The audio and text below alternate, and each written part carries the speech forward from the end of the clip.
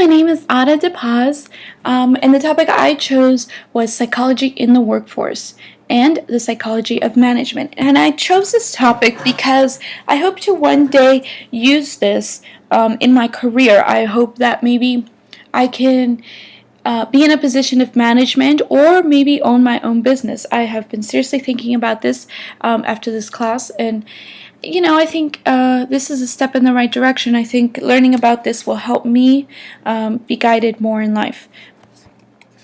So, let's go on to the meaning of work. Meaning of work, a search for daily meaning as well as a daily bread, according to Stud Circle. What does this mean? This means that we as humans search for a meaning. If we were to do nothing during the day, we wouldn't feel productive. We would feel like we wasted a day. If we just, stayed in our bed the entire time. So work creates this sense of meaning, and it's also our daily bread because we earn a living through it and, provide for ourselves in terms of actual food. So, reasons why people work. The main purpose is to earn a living. People need to earn a living. They need to make ends meet. They need to pay their bills. And working is the reason, and this is the reason why they work. So they can provide for themselves and their families and their needs and so forth. This is the most obvious reason why people work. The next reason is friendships. At work, we establish friendships, relationships with others, people we have things in common with, and we usually enjoy having these friendships with people because you have things in common, and these can even develop into love relationships in the future. You never know. Next reason, chance to exercise power. The chance to exercise our power basically means that you are good at something, and that's your specialty at work. Whatever your position in your job, whether it be retail, at Target, stocking things, or whether you're a cashier, or whether you're a CEO, or whether you're a secretary, you are good at your job, and you exercise power within that position. You know how to handle things in your position, and that gives you a sense of power, and you're free to exercise it at work. Next one, feeling useful. You feel useful when you work.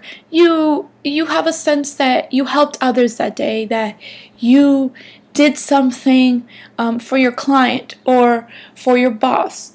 Whatever it is, there's a satisfying sense of usefulness in your life, and that raises your self-esteem.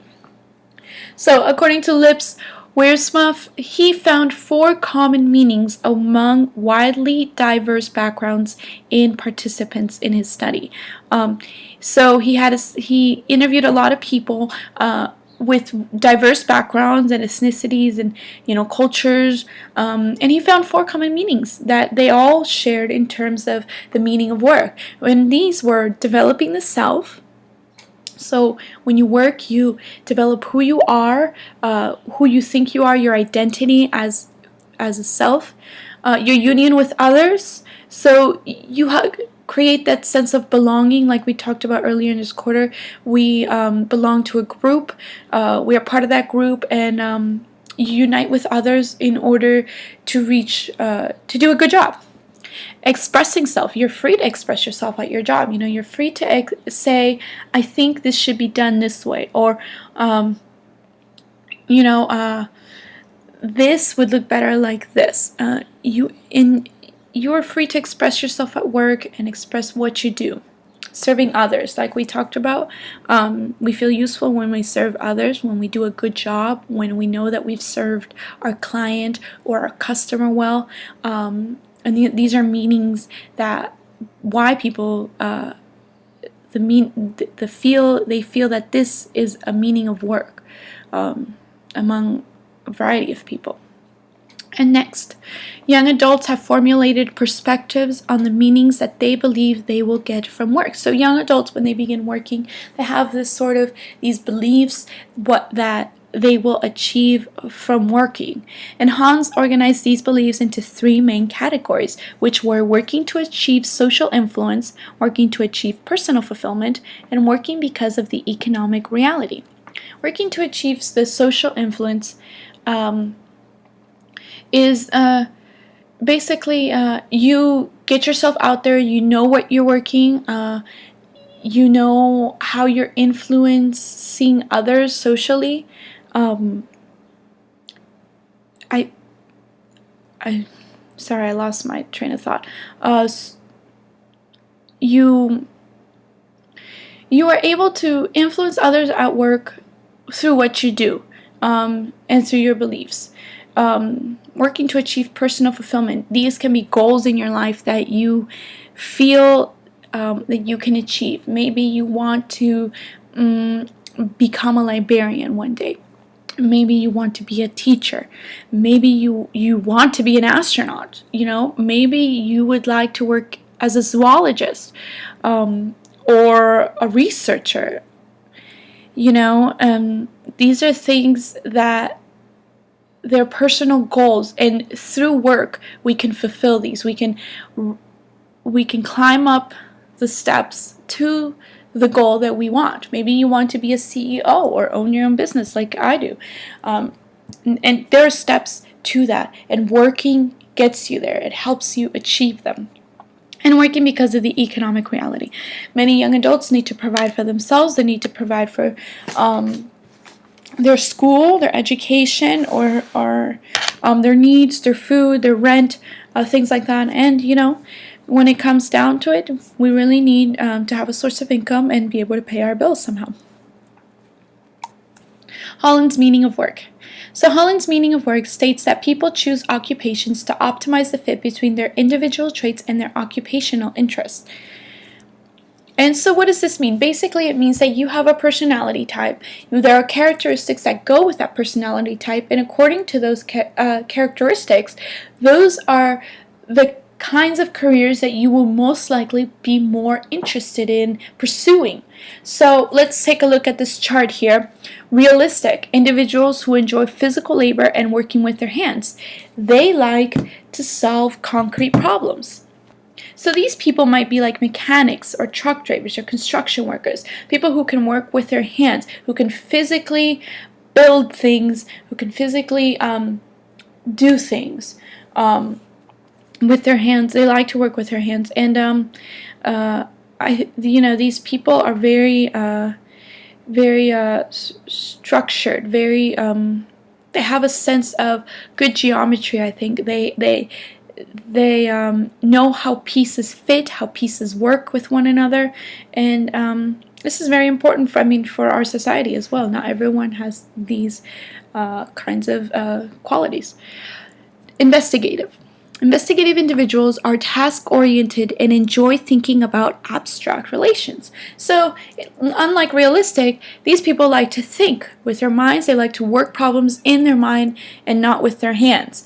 Of course, realistic people do use their minds to think, but they when the problem is in front of them and they are able to move things around physically with their hands, they are better at it. But while investigative people like to think about their tasks and enjoy these abstract relations. So these people might be like scientists or technical writers. And artistic. Individuals who enjoy expressing themselves through unstructured tasks. So these are people who like to freelance. So they like expression and creativity. Poet, musician, actors. These are kinds of people who really enjoy these kinds of this kind of creativity. They like to express who they are, what they're feeling. Social individuals are skilled verbally and interpersonally. They enjoy solving problems using their skills. So they're skilled verbally, so these people would be really good as a teacher, counselor, social worker, in which maybe these people like to speak in front of others. So this is something that comes really easily because their verbal skills are really good, and they know it, and they feel comfortable speaking in front of others. So these are the kinds of careers that they would pursue because they can express those qualities in their job. Enterprising. Enterprising individuals enjoy using their verbal skills in positions of power, status, and leadership. So these are people who like to be on top, in charge of things. These people can be business executive, television producers, real estate agents. I think these people are more like the let's get it done perfectly people, they really like things perfect, and they use their verbal skills in their power positions, in their leadership positions that they have, and they do a wonderful job. Conventional. Individuals who have verbal and quantitative skills that they I think that is wrong. Individuals who have verbal and quantitative skills that they like to apply to structured, well-defined tasks assigned to them by others. So these people are very good at math, and they are verbal. So, but they like tasks assigned to them by others. So they may be a bank teller, a payroll clerk, a traffic manager. They like having direction and keeping that direction in their life. So one important limitation to the Holland's theory is that it ignores the context in which the occupational decisions are made. And what does this mean? It means that there are limitations to the kinds of jobs that we get. We will not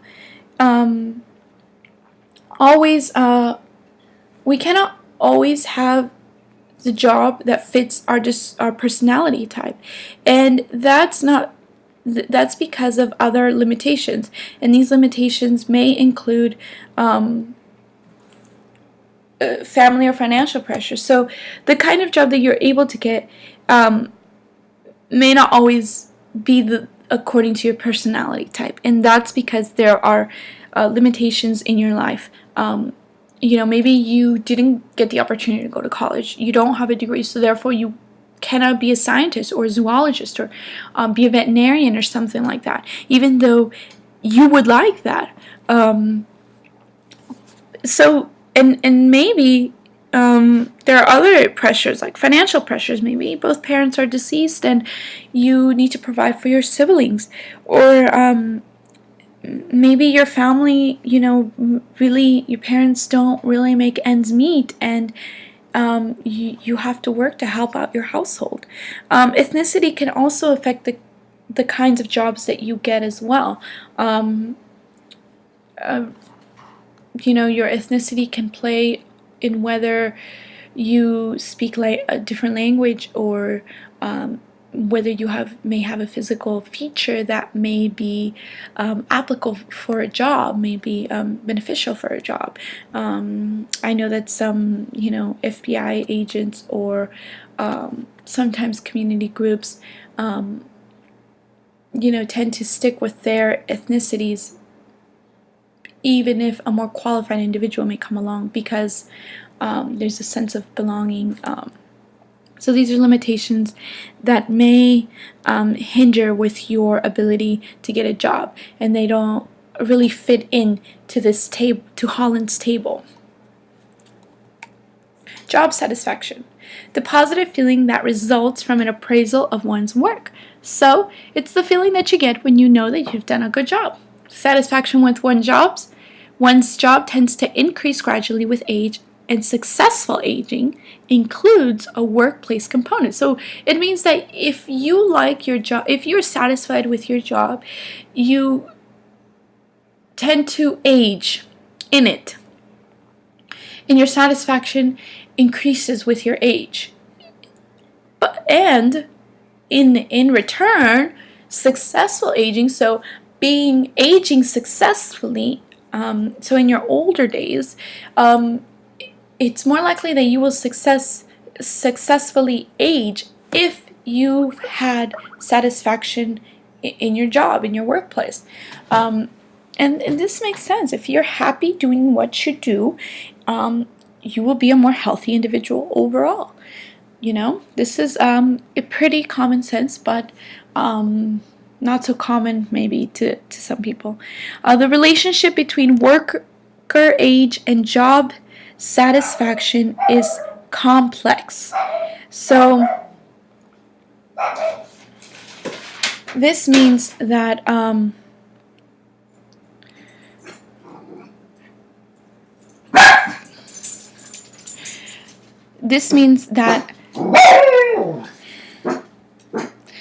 job Emma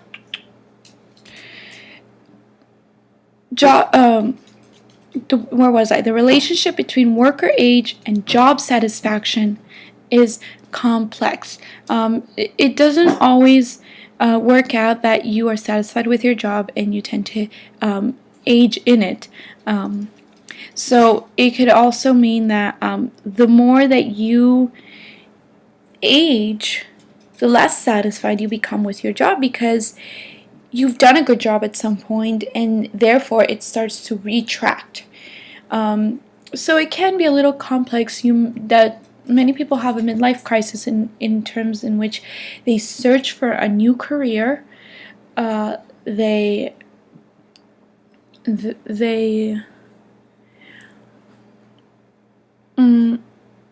and they find they want to do something else with their life.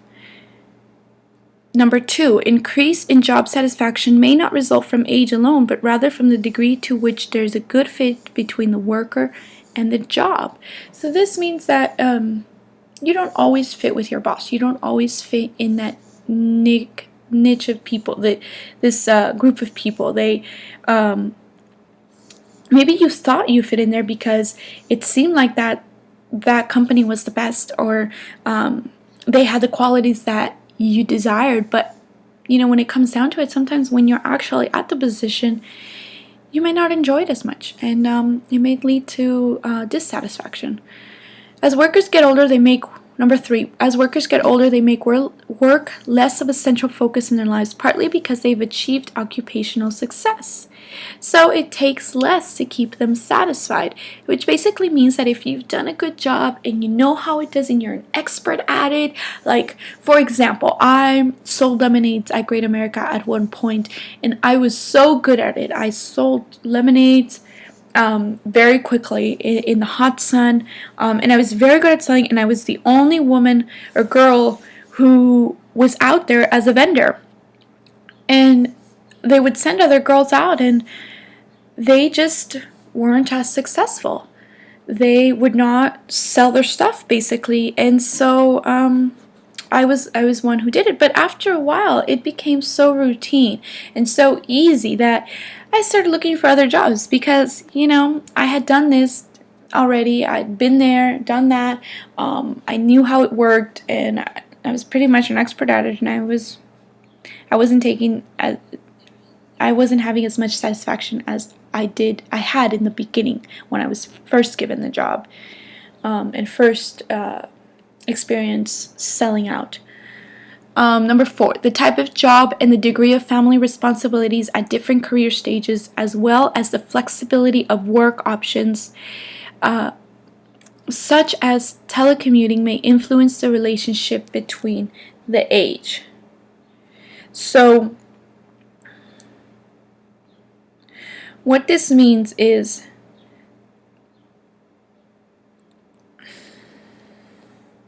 that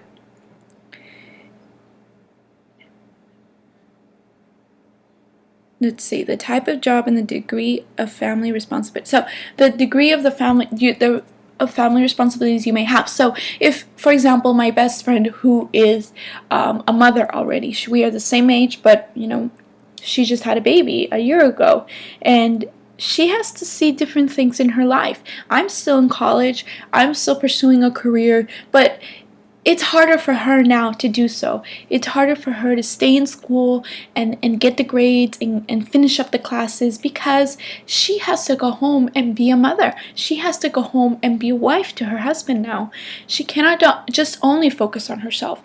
And this will affect her, because maybe it will prolong her college years. But if she works hard she could get there. And there are other jobs that she will have in between now and then when she reaches a career that she would like.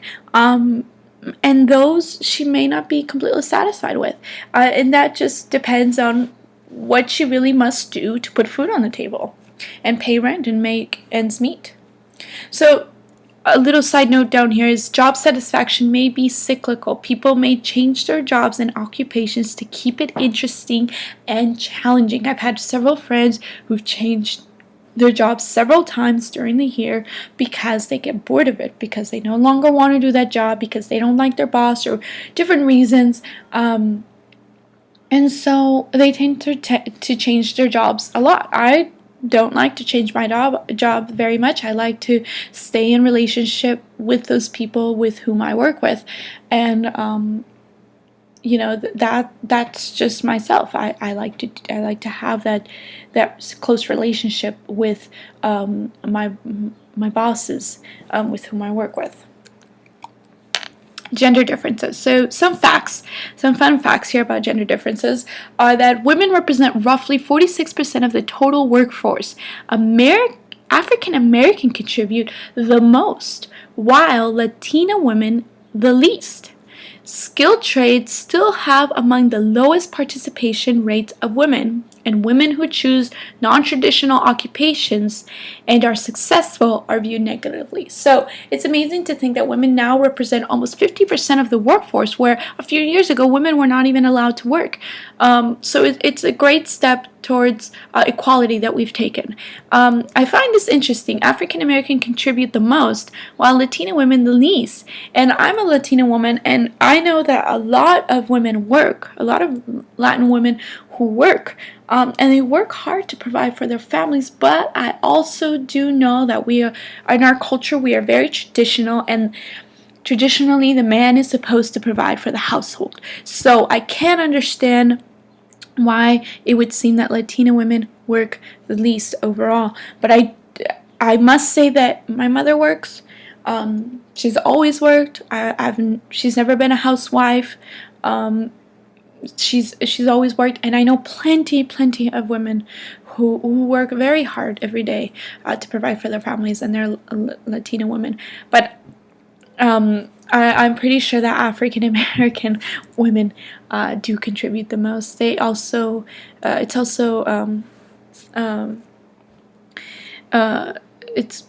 can be controversial, I guess. Skilled trades still have among the lowest participation rates of women, and this makes sense. Skilled trades are usually hands-on and require some sort of strength. Usually, women, I'm not saying can't reach strength, physical muscly be built and have strength. Of course they can, but mostly the women's frame is much smaller than the male and the men. So it would make sense for men to carry out these skill traits more than the women. This is not very surprising.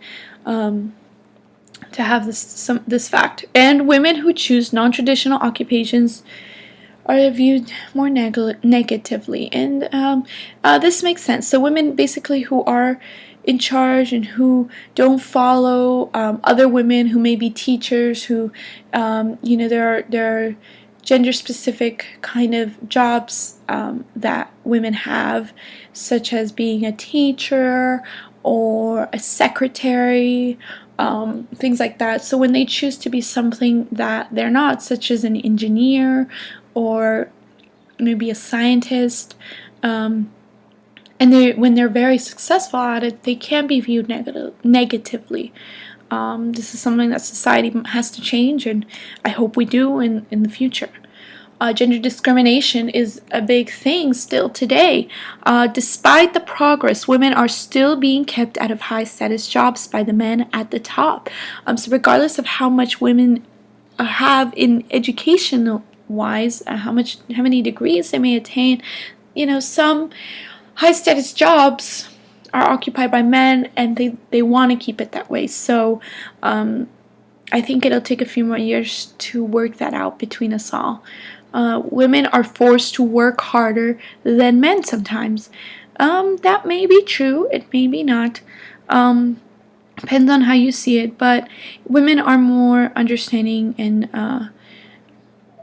socially intuitive. So, maybe they are. Pay is not always the same for men and women.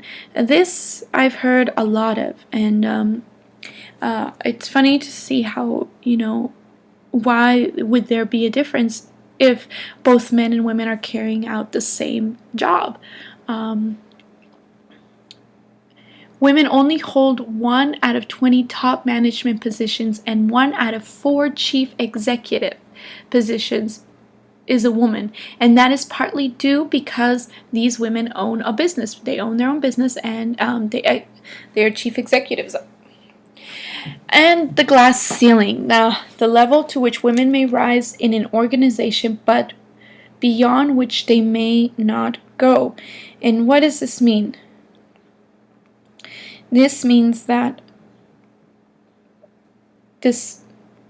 that women who are in the workforce, they want to rise higher up in the ladder, and they want to, and the desire is there, and the work is there, and they're doing everything they can, but yet their organization will not let them rise. They will suppress them and hold them in a position, and maybe they set limitations, that women can't hold that position, or women can't do that because of this.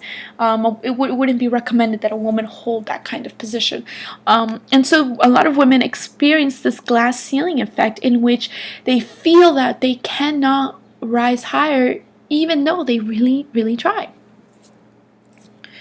and are capable of. Age discrimination. Age discrimination happens when denying a job or promotion to someone solely on the basis of their age. And U.S. Discrimination and Employment Act of 1986 protects workers over age 40. So what we see in our society a lot is with the baby boomers today is that they need to provide for themselves some way, or their families need to provide for them. Some of them can still hold a job position, but yet when employers have the decision whether to maybe hire a nice young high school senior versus an actual senior, they prefer the young man because he will be able to lift heavier things. He may have more energy to do things. Our eyes,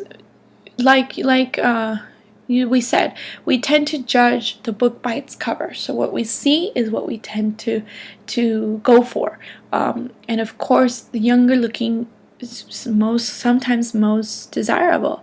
Now, another kind of age discrimination that I've actually experienced was when I was a nanny and I wanted to care for an infant. A lot of the interviews that I went to, for example, said, no, you look too young. You look like you're 18 or 20, and in fact, I'm 23. I don't feel like I'm young. I've cared for an infant before. I have experience in it. But yet, these mothers would not give me a job as a nanny for their infant because I look too young overall, and they would prefer a more mature woman for that position. So it can go both ways. There are jobs in which elderly people are preferred, and there are jobs in which younger people are preferred. Let's go on to the next point. Employers cannot segregate or classify workers. Some employees may argue that the job requires physical labor, and so like I said, they may not want to provide a job for a senior, and they may want to take the high school student because they're more physically able to carry out this physical labor. And lastly, advanced machinery has taken over some of the occupations. So a lot of seniors, as in the assembly line, for example, took a lot of jobs out because workers no longer needed to do that because the machines filled in for them. And we've seen a couple of those kinds of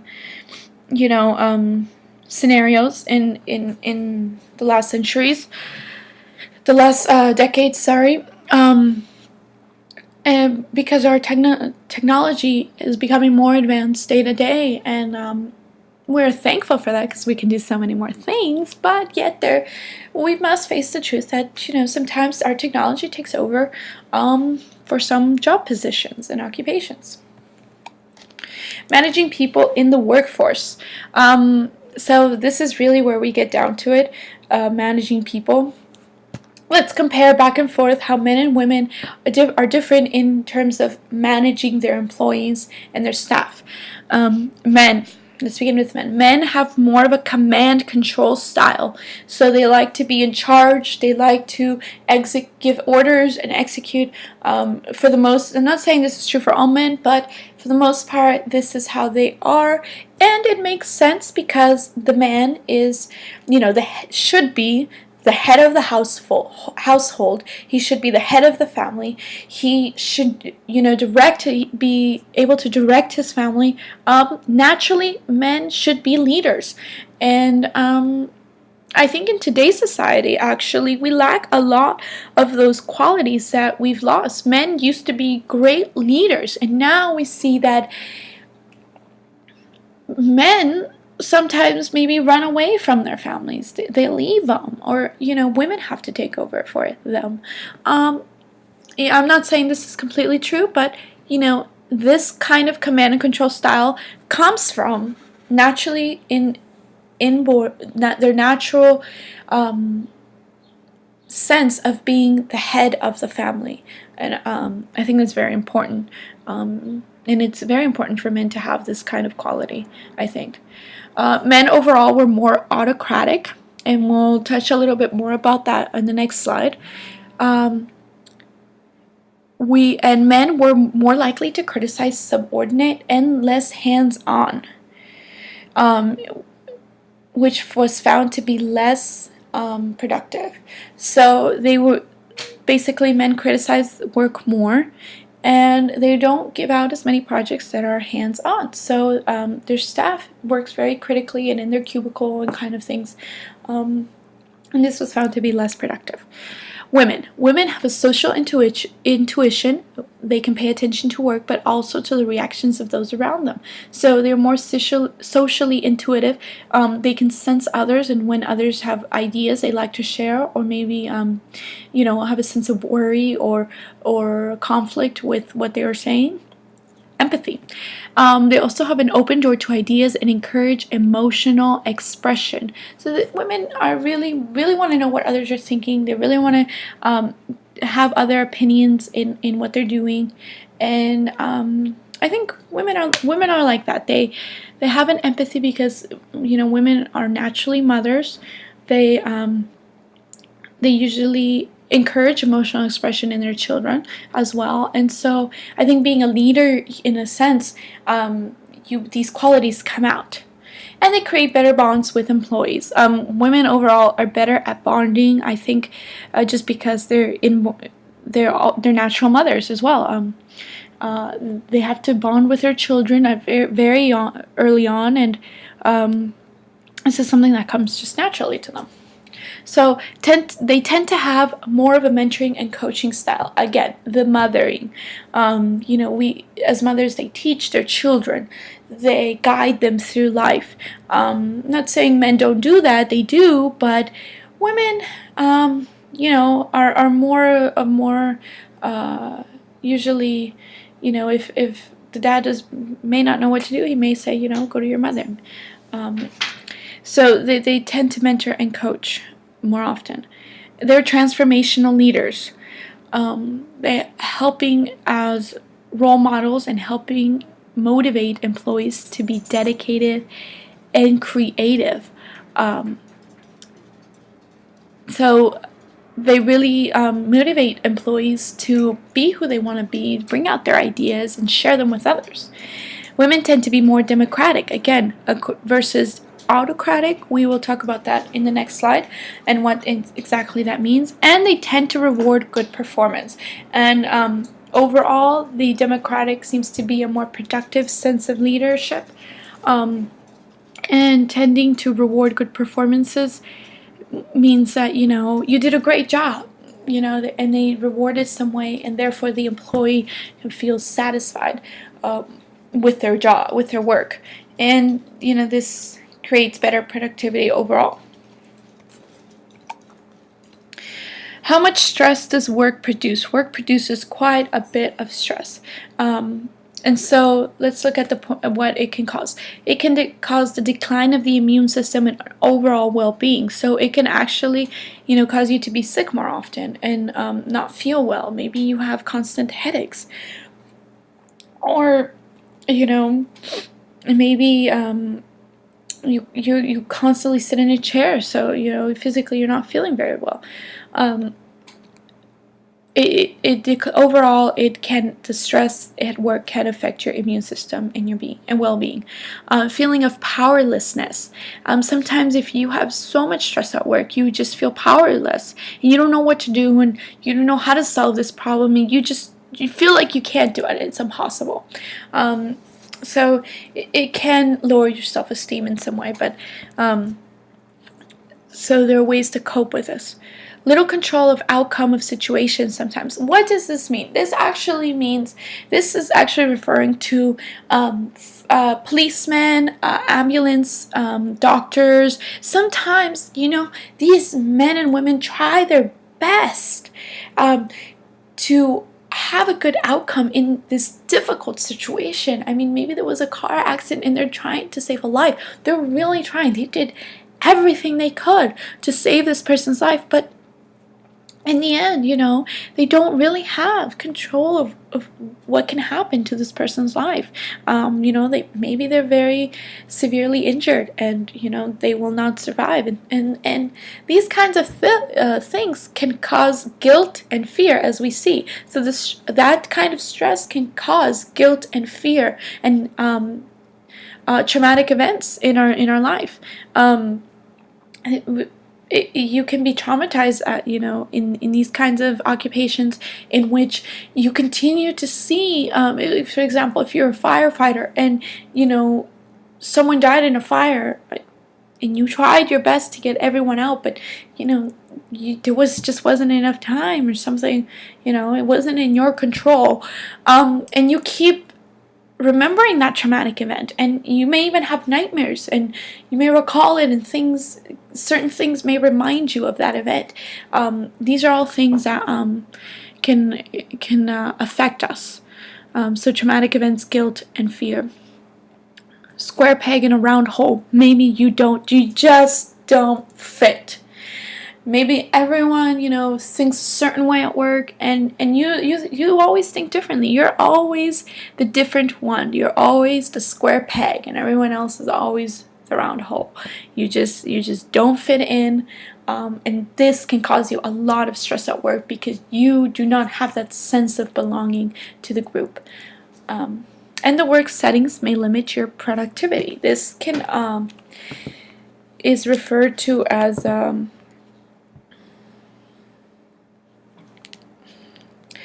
let me see. This can mean that there may be too much noise or too much light at your office. Maybe the temperature is too hot, or all these little things that can affect work. Maybe your keyboard isn't working, or whatever it is. Maybe the things at work that you're supposed to use for work don't work, and therefore are causing you stress because you're not able to do a very good job because you don't have the proper equipment. So, leadership and psychology. Both men and women are effective leaders. Working a leadership role is congruent with one's gender is more effective overall. So, basically, the leadership position that you choose, and if it's congruent with your gender, it's a good combination. Whereas if it's not congruent with your gender, it can be quite of a challenge. But studies show that both men and women are very effective leaders, which is a good thing. So we shouldn't be seeing that glass ceiling, because technically both men and women can carry out leadership positions. So according to Kurt Lewin, he identified 3 different styles of leadership, and these were democratic, autocratic, and laissez-faire. Democratic has more of a cooperation and enjoyment, and they achieve better results. So democratic leadership is more in which is like the first picture, in where maybe the man in charge is, maybe the leader there is the older elderly gentleman, and he's seated around the table with his staff, and he's asking their input on things. He's asking, let's see what you have to say. Let's see what you have to say. Well, the rest of us will listen, and then we will comment on it, and then from this we will create an idea. It also can mean that a leader may split up. Maybe they have a big project to do, but they can split this project into 2 groups. And so, they can give one group one half of the project, assign them half of it, and assign the other group the other half. And within that group, the people will work together and cooperate and, discuss what needs to be done and come out and have an outcome. And the other group will have an outcome, and then they'll put the 2 together. This works very well, and it has achieved very good results. Autocratic is like the second picture, in where one person is in charge and tells the rest of them what to do. Autocratic can be good and it can be bad. It's not always bad. Overall, there's more dissatisfaction, and behaviors can become more aggressive or apathetic. So, and it's been shown to be a little less, it works a little less well than democratic, because I think autocratic is useful in some situations, not all. It can be good in terms of guiding or really like telling others what to do, because they really have no sense of, they don't know what to do.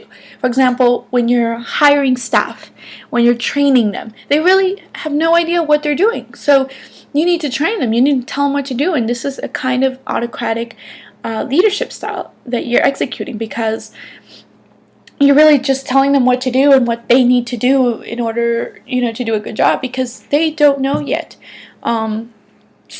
And laissez-faire is the third picture there, where you see the men kneeling back. And basically these leaders basically are in charge, but they let their employees do what they like. They may assign, it may be very little direction, because the employees are self-motivated, they're self-driven, they know what they have to do, most likely they're educated, so they will get to their job, get to their work right away. They don't need to be told what to do. And so this works well for some companies, especially for staff that is self-motivated, but overall it's been shown to not be so great. It's the least productive one in terms of big corporations and stuff. And so there was no particular dissatisfaction, but they were not particularly productive either. And I think this is our last slide. Unfreeze, change, and refreeze. So this is something that Lewin also came up with. And here's his model of change. There is an ice cube unfreezing, then there is a change, it's been put in water, and then it's refrozen as an arrow. So what does this process look like? Basically, this process was made to achieve change effectively. So we unfreeze the bad habits, the routine that we've settled into. We make workers aware of that, of what's happening, and that we need a change. Then we apply the change.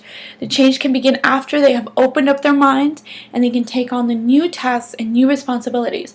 And they can be assigned new things so that the change can begin. And lastly, they refreeze. So once these changes have been made, they become established. And these changes are now cemented. We are now cement in their mind, and this becomes the new standard. Maybe a way of doing this, for example, when I worked at Great America, an example of this could be when we worked with food items, but we would just sell them and go back to the to our base and restock. But then, of course, we found out that certain employees were giving out free stuff. They were taking stuff home, and there was no way to control this. So these were bad habits and bad routine that some of the workers had settled into, and so we needed to make a change. So what they did was they had a meeting and they told us that this was wrong. That we weren't supposed to be doing this as employees. And so then we applied a change. We began doing inventory, where we would have to count the products every night and every time we came in, so that we could keep track of all the products within the base, the office, or where we kept all the stuff, the storage room. We had cotton candies, we had popcorn, we had lemonade, we had all the good stuff. So we would basically count all of these and at the end of the day report them. And so we refreezed. This was the new thing, and we executed this, and this became normal. After a while, we continued to do this, and we were more productive overall because we weren't losing products to other people who were just giving them away for free. So I think